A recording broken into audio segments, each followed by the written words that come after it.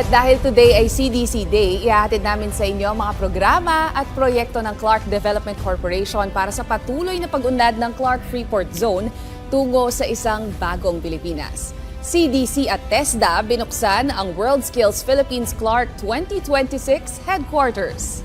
At isang modern kitchen sa Clark, naghahain ng mga paboritong lutong Pinoy. Yan at iba pa sa report na ito. Sa kompetisyong ito, hindi lakas ang pangunahing puhunan, kundi kakayahan. Mula sa pag-welding at aircraft maintenance hanggang sa cybersecurity at cooking, sa Clark magtatagpo ang ilan sa pinakamahuhusay na young skilled professionals mula sa iba't ibang panig ng bansa. Bilang bahagi ng paghahanda sa paparating na kompetisyon, formal nang binuksan ng Clark Development Corporation at TESDA ang pansamantalang headquarters ng WorldSkills Philippines Clark 2026 sa Building 2122 ng CDC. Magsisilbi ito bilang sentro ng paghahanda, koordinasyon at logistics para sa National Skills Competition na gaganapin sa September 8 hanggang 10. Inaasahang lalahok ang mahigit 300 at 50 competitors mula sa 18 rehiyon, kasama ang higit 2,000 mga participants, experts at delegates. Ayon kay CDC President at CEO Attorney Agnes V.S.C. de Venadera, mahalaga mga programang tulad ng WorldSkills dahil nagsisilbi itong tulay mula sa napag-aralan at mga skills na kailangan ng mga industriya.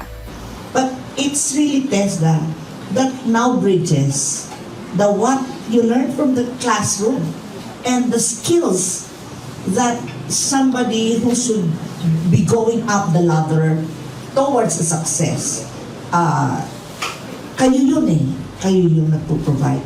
Nagpasalamat naman si TESDA Deputy Director General Vidal Villanueva III na kumatawan kay TESDA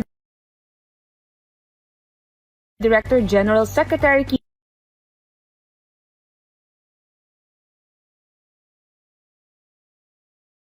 Over ceremony is more than a formal handover of an office. It is a symbol of our strong partnership and our shared commitment for the successful staging of the country's premier skills competition. Maglalaban ang mga kalahok sa 30 skill areas, kabilang ang electronics, welding, aircraft maintenance, cybersecurity, logistics, hospitality, cooking at electrical installation. Layunin ng WorldSkills Philippines na maihanda ang mga Pilipinong maaaring kumatawan sa bansa sa mga pandaigdigang kompetisyon habang pinalalakas ang technical at vocational workforce ng Pilipinas. Kapag husay ang pinuhunan, hindi malayong sumunod ang mga namumuhunan. May bagong aabangan ng mga mahilig mamasyal, kumain at mag-shopping sa Clark. Mall within nature. Ito ang pinasilip kamakailan sa mga brand partners, prospective tenants at mga panauhin na dumalo sa First Access. Ito ang pinakaunang mall sa loob ng Clark, ang Philinvest Malls Mimosa.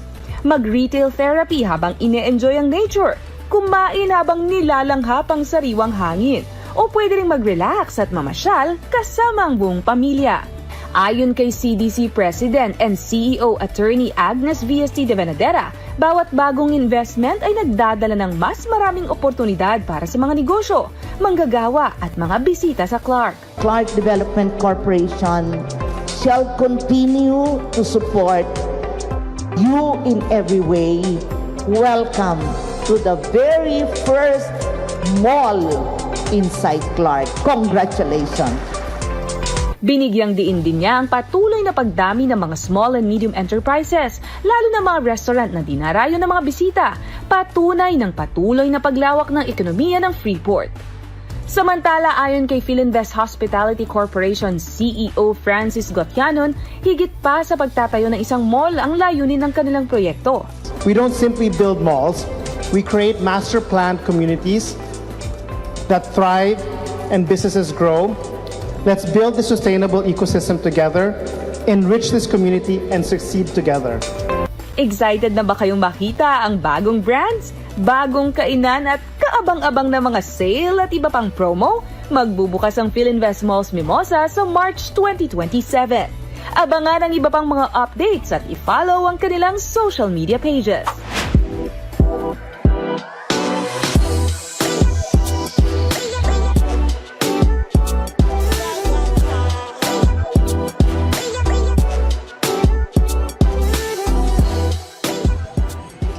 Kasama natin ngayon ang co-owner ng Sari Sari Modern Kitchen na si Miss Chai Tayag. Magandang araw, Miss Chai. Hi. Thank you for inviting us. Ano yung naging inspirasyon ng concept nitong Sari Sari Modern Kitchen?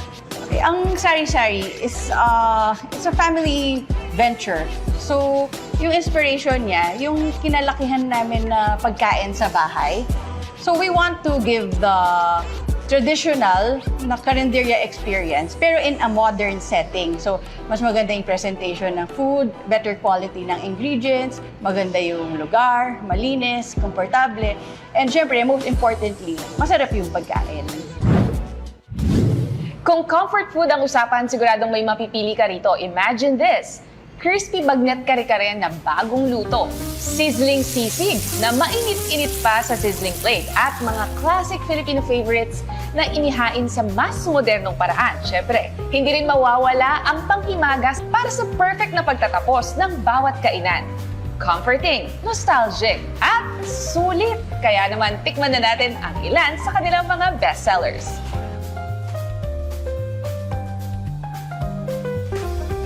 Itong salad, it's fresh fern with shrimp, tomato, and salted egg.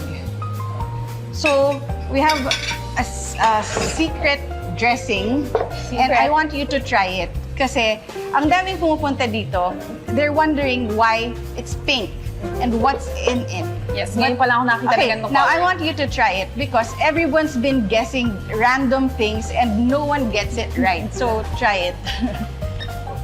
So, ito, yun nga, secret dressing namin.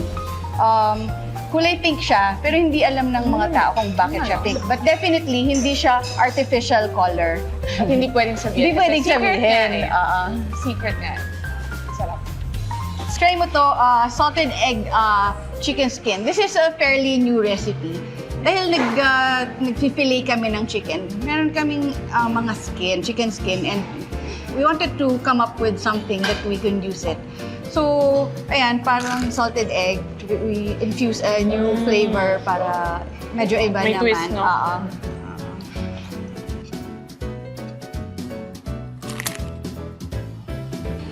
Swam mais, native corn soup.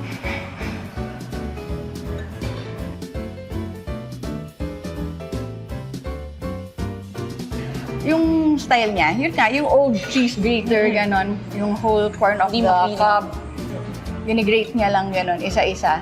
Kaya yung may texture siya Oo, eh, may texture, hindi yung masarap. parang binlender or na food processor. Ito naman yung ano natin, beef caldereta.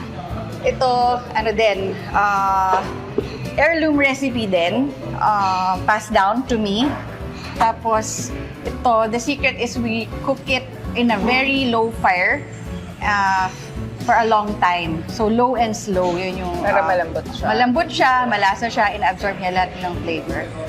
So, yan, try it.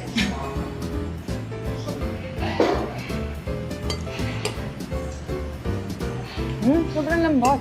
Sarap, di ba? At yung gusto ko yung parang madudurog-durog Oo, talaga siya. Tapos may manti-mantika. So, ito yung bagnet kare-kare. Yung luto ng bagnet is the traditional Ilocano way, but the kare-kare sauce, that's our Kapampangan recipe. And then, of course, you have it with bagoong.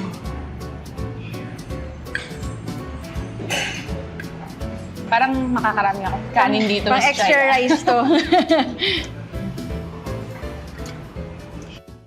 Crispy bagnet kare-kare with a lot of rice.